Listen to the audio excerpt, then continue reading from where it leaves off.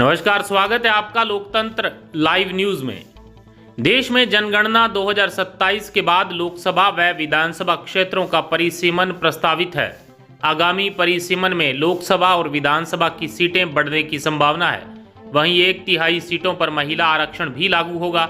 जनगणना की घोषणा के बाद परिसीमन की सुगबुगाहट से प्रदेश के सांसद व विधायक नए चुनावी क्षेत्र तलाशने में जुट गए हैं। सूत्रों के अनुसार कई विधायक ऊहापोह में हैं कि यदि उनकी सीट आरक्षित हुई तो वे कहां से चुनाव लड़ेंगे। इसी वजह से कुछ विधायक अपने जिले के साथ साथ आसपास की ऐसी सीटों पर भी निगाह दौड़ा रहे हैं जिससे वे जातिगत आधार पर गणित बैठाकर सीट निकाल सकें। यही हाल है सांसदों का। परिसीमन आयोग में एक विधायक भी सदस्य होगा। राज्यसभा सांसद घनश्याम तिवाड़ी ने बताया कि परिसीमन आयोग सुप्रीम कोर्ट के पूर्व न्यायाधीश की अध्यक्षता में बनता है। इसमें राज्यवार विधायक भी शामिल होते हैं। राजस्थान का भी एक विधायक आयोग का सदस्य होगा। विधानसभा अध्यक्ष ही आयोग को विधायक का नाम भेजेंगे।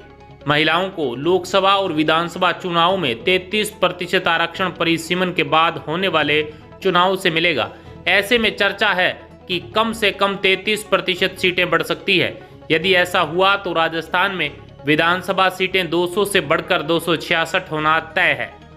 विधानसभा भवन में अभी 246 विधायकों के बैठने की व्यवस्था है और यह संख्या करीब 50 और बढ़ाई जा सकती है। ऐसे में परिसीमन के बाद विधायकों की संख्या बढ़ती है तो भी सदन में विधायकों को बैठाने में कोई परेशानी नहीं आएगी। राजस्थान विधानसभा के गठन के बाद 1952 में 160 सीटों पर चुनाव हुआ। वर्ष 1957 में इनको बढ़ाकर 176 किया गया। अजमेर रियासत के विलय की वजह से ये सीटें बढ़ाई गई। वर्ष 1967 में सीटों को बढ़ाकर 184 कर दिया गया। वर्ष 1977 में 184 से बढ़ाकर विधानसभा सीटों को 200 कर दिया। इसके बाद विधानसभा सीटों में किसी तरह का बदलाव नहीं किया गया।